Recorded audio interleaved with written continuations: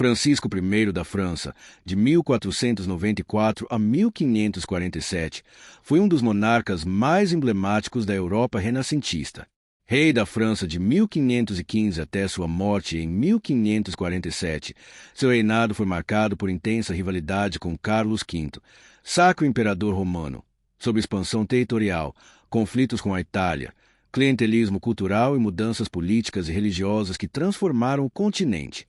Sua figura representa a conjunção do ideal cavalheiresco medieval com o espírito moderno do Renascimento. Francisco nasceu em 12 de setembro de 1494 no castelo de Cognac. Ele era filho de Carlos de Orleans, conde de Angoulême, e Luísa de Saboia. Inicialmente, ele não estava destinado ao trono, mas a morte de seu primo Luís XII, que não teve filhos, o tornou herdeiro. Aos 20 anos, em 1515, Francisco ascendeu ao trono da França após a morte de Luís XII. Ele logo demonstrou um caráter ambicioso e carismático e um amor pela arte, cultura e guerra.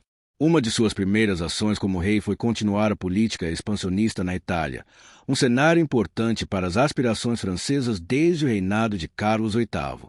Em setembro de 1515, mal coroado, ele cruzou os Alpes com um poderoso exército e derrotou as forças suíças na Batalha de Marignano, perto de Milão.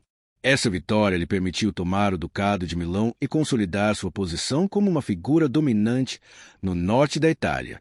A campanha foi tão significativa que o próprio Papa Leão X reconheceu a habilidade militar de Francisco e ele passou a ser visto como um dos principais atores da política europeia.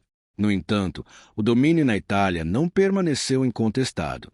Ao longo de seu reinado, Francisco teve uma longa e amarga rivalidade com Carlos V, Sacro Imperador Romano e rei da Espanha. Ambos os monarcas aspiravam controlar a Europa, e a Itália em particular, o que os levou a se envolver em várias guerras por mais de 3 décadas. Um dos momentos mais dramáticos dessa rivalidade ocorreu em 1525, na Batalha de Pavia, quando o exército de Francisco foi derrotado pelas forças imperiais. Ele próprio foi capturado.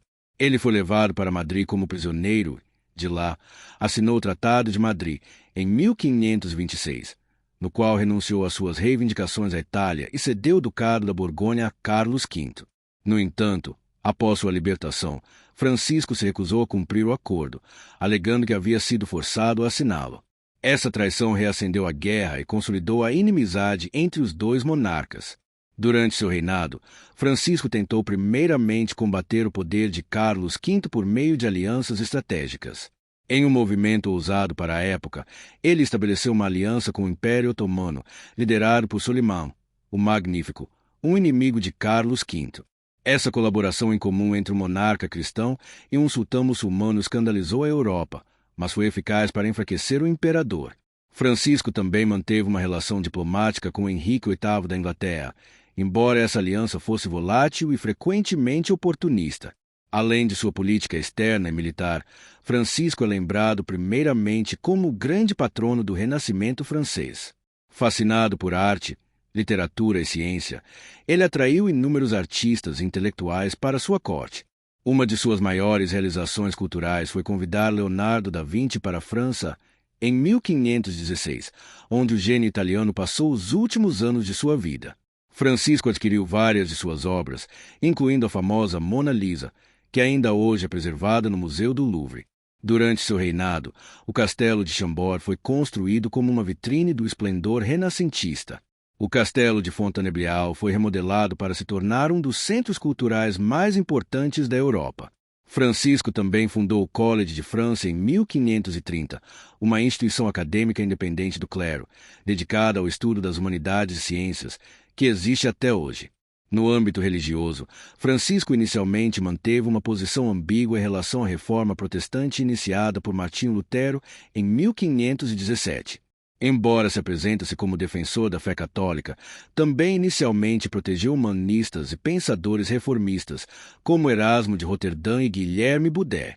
Entretanto, após o caso dos guarda-roupas, em 1534, episódio em que cartazes atacando a missa católica apareceram em diversas cidades, inclusive na porta do quarto do rei, Francisco endureceu sua postura e iniciou uma política de repressão aos protestantes, embora sem romper com Roma como Henrique VIII havia feito na Inglaterra. Francisco I morreu em 31 de março de 1547 em Rambouillet, deixando o trono para seu filho Henrique II. Sua morte marcou o fim de uma era de esplendor artístico e grandes conflitos dinásticos. Ele foi enterrado na Basílica de Saint-Denis, o panteão dos reis franceses. O legado de Francisco I é vasto. Ele era um monarca guerreiro, culto e contraditório. Sua visão do poder real como fonte de autoridade política e cultural ajudou a consolidar a monarquia absoluta na França.